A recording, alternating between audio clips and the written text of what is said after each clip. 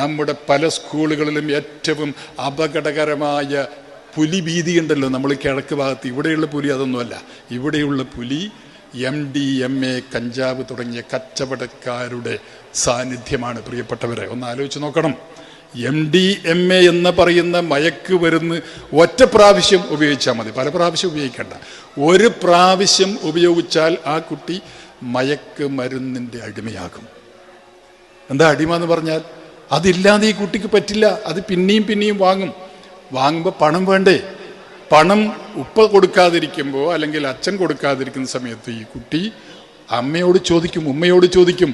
അതും കൊടുത്തില്ലെങ്കിൽ അടുത്തയാളോട് ചോദിക്കും. ചോദിച്ച് അവസാനം ബെഗ്ഗറെ പോലെ അവസാനം ഇത് കൊടുത്തില്ലെങ്കിൽ ഈ കുട്ടി ഒരു വട്ട് കേസ് പോലെ ഈ കുട്ടി വല്ലാതെ വെകിട് കാണിക്കും. കുറേ കഴിയുമ്പോൾ ആ കുട്ടിയുടെ ജീവിതം തന്നെ തകർന്നു പോകും. ഞാൻ ഒരുപാട് കാര്യങ്ങളൊന്നും പറയുന്നില്ല. എൻ്റെ വീട്ടിലെ കഥ പറയട്ടെ. കഥയല്ല, നടന്ന കാര്യം ഞാൻ പറയട്ടെ. കഥയല്ല, നടന്ന കഥയാണ്. എൻ്റെ കുടുംബം, എൻ്റെ ഉപ്പാൻ്റെ താഴെ എല്ലാവരും, പഴയത് വലിയ കുടുംബമല്ലേ. എൻ്റെ ഉപ്പാൻ്റെ താഴെ ഉമ്മാൻ്റെ താഴെ എല്ലാം കൂടിയിട്ട് ഏകദേശം 260 മെമ്പർമാരുണ്ട്. ഇപ്പം മക്കൾ, മരുമക്കൾ, പുള്ളിമക്കൾ, അവരുടെ ഭർത്താക്കന്മാർ, അവരുടെ ഭാര്യമാർ നോക്കി ഇതിൻ്റെ ഇടയിൽ ഞാൻ കുടുംബസംഗമമാക്കാനും വേണ്ടി നോക്കിയപ്പോൾ 260 മെമ്പർമാരുണ്ട്. ഈ 250 ഏറ്റവും സുന്ദരനായ കുട്ടി ഇല്യാസ് എന്ന പേരുള്ള എൻ്റെ ജ്യേഷ്ഠത്തിയുടെ മകനായിരുന്നു. ഞങ്ങളുടെ കുടുംബത്തിലെ ഏറ്റവും അതിസുന്ദരനാണ്. കണ്ടാൽ ആരും നോക്കിപ്പോ അങ്ങനൊരു കുട്ടിയാണ്. ഈ കുട്ടി +2 കഴിഞ്ഞപ്പോൾ എൻ്റെ ഇളയ എന്നോട് പറഞ്ഞു, ഞാൻ മാങ്ങാട്ടാന്നല്ലോ, ഇളയ എന്നോട് പറഞ്ഞു, ഇവനെ ബാംഗ്ലൂർ ചേർത്താൽ, നമ്മുടെ നാട്ടിൽ ചേർത്താൽ കുട്ടികൾ ഇംഗ്ലീഷ് പറയുന്നില്ല, നാട്ടിലെ കോളേജിൽ പഠിച്ചാൽ ഇംഗ്ലീഷ് പറയുന്നില്ല, ബാംഗ്ലൂരിൽ പഠിപ്പിച്ചാൽ ഈ കുട്ടി ഇംഗ്ലീഷ് പറയും, അത് വെച്ച് പുറത്ത് പോയി കഴിഞ്ഞാൽ നല്ല ശമ്പളമുള്ള ജോലി കിട്ടുന്ന എല്ലാവരും പറയും, അതുകൊണ്ട് ഞാൻ ബാംഗ്ലൂർ അയക്കുന്നത് പറഞ്ഞു.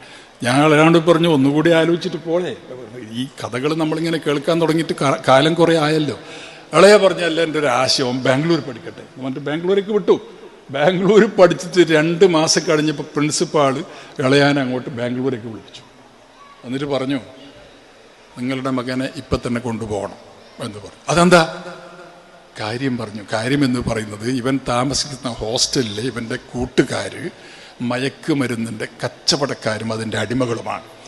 ഇവൻ ഓട്ടോമാറ്റിക്കലി അതിൻ്റെ അകത്ത് പെട്ടു. കാരണം ഇവർ പറയുന്നത് എന്താണെന്നറിയോ? മയക്കുമരുന്ന് കൊടുക്കുന്ന സമയത്ത് പറയുന്നത് എന്താ അറിയോ? കുട്ടിയോട്, ഈ സാധനം കഴിച്ചാൽ നമ്മുടെ ഓർമ്മശക്തി കൂടും, ഓർമ്മശക്തി കൂടിയാൽ പരീക്ഷയ്ക്ക് നല്ല മാർക്ക് കിട്ടും. മാർക്ക് വേണ്ടേ? അപ്പോൾ ആയിരിക്കാം മാർക്ക് വേണ്ടാത്തത്? അപ്പോൾ കുട്ടിയും ലേശം ഒന്ന് രുചിച്ചു നോക്കും. അങ്ങനെ മാർക്ക് കിട്ടാൻ എന്ന വ്യാജേന ഈ പറയുന്ന മയക്ക് മരുന്നുകൾ വിൽപ്പന നടത്തുന്ന ഒട്ടനവധി സാമൂഹ്യ ദ്രോഹികൾ